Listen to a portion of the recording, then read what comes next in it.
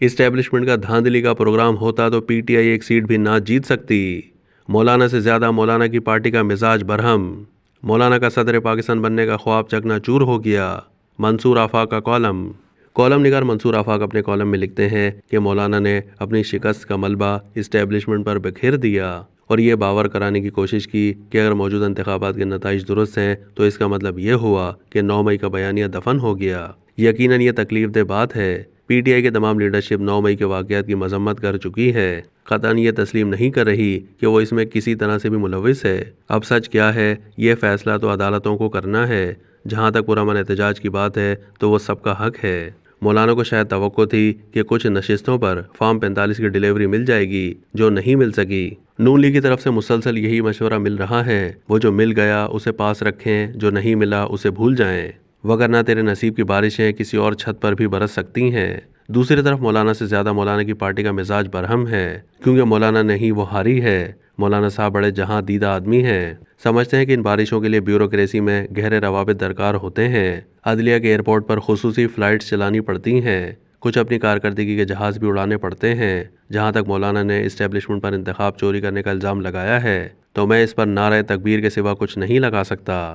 میرا ذاتی خیال ہے کہ اگر اسٹیبلشمنٹ کا دھاندلی کا پروگرام ہوتا تو پی ٹی آئی ایک سیٹ بھی نہ جیت سکتی۔ اسٹیبلشمنٹ نے پوری کوشش کی کہ شفاف انتخابات ہو مگر نہیں ہو سکے، پھر اسے مولانا کی پارٹی کو خصوصی طور پر ہرانے کی کیا ضرورت تھی؟ مولانا کے لوگ جیتے تو یقیناً وہی کچھ کرتے وہ جو پہلے کرتے آئے ہیں۔ پریس کانفرنس میں مولانا نے اپنی شکست کا اصل الزام جادوگر اسرائیل پر لگایا ہے کہ حماس کے حق میں بیان دینے پر انہیں ہرا دیا گیا ہے، یعنی موجودہ اسٹیبلشمنٹ کو اسرائیل کے ساتھ جوڑنے کی کوشش کی ہے جو قطعاً قابل معافی نہیں۔ بہرحال بڑی دلچسپ صورتحال پیدا ہونے والی ہے جب قومی اسمبلی میں اپوزیشن کی نشستوں پر پی ٹی آئی کے ساتھ جے یو آئی بھی براجمان ہوگی۔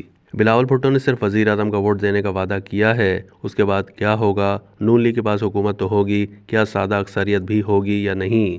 کیا بیچاری نون لیگ 70-80 سیٹوں کے ساتھ حکومت چلائے گی؟ یعنی ہر بل پاس کرانے کے لیے اسے اپوزیشن کی منت سماجت کرنا پڑے گی؟ یقیناً ایسا ممکن نہیں ہے۔ سادہ اکثریت کی کوئی صورت نکالنی پڑے گی یا پھر وزیر اعظم بلاول بھٹو کو بنانا پڑے گا۔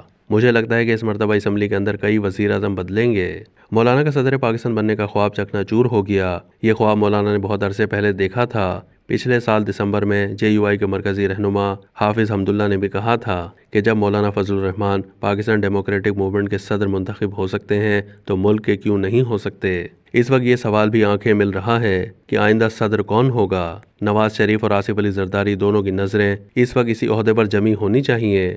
زرداری صاحب کے وزیر اعظم بننے کا امکان تو پہلے ہی بلاول بھٹو ختم کر چکے ہیں اور محترمہ مریم نواز پنجاب کی وزیر اعلیٰ بننے کے بعد اگلی مرتبہ وزیر اعظم بننا چاہیں گی، یعنی نواز شریف بھی مستقبل میں صرف ملک کے صدر بن سکتے ہیں۔ اس حوالے سے مولانا کا مستقبل مکمل طور پر تاریک دکھائی دیتا ہے۔ میری سمجھ میں آ نہیں رہا کہ مولانا اتنے سیکھ پا کیوں ہیں۔ یہ نہیں کہ انہیں اپنی شکست کا اندازہ نہیں تھا، وہ جانتے تھے کہ اس مرتبہ فتح مندی خاصی مشکل ہے۔ اسی خوف سے انہوں نے اپنے آبائی علاقے یعنی ڈیرہ اسماعیل خان کے ساتھ بلوچستان کے ضلع پشین سے بھی انتخابات میں حصہ لیا، جہاں انہیں کامیاب قرار دیا گیا۔ اس کامیابی میں اہل پشین کی رائے بالکل ویسی ہی ہے جیسی لاہور اور سیالکوٹ میں نون لیگ کی کئی نشستوں کے بارے میں وہاں کی عوام کی رائے ہے۔ بہرحال مولانا کا غصہ خاصا سوچا سمجھا لگ رہا ہے۔ ممکن ہے کسی سطح پر اسٹیبلشمنٹ کو بلیک میل کرنے کی کوئی پلاننگ ہو۔ بڑے لوگ ہیں، کچھ بھی کر سکتے ہیں۔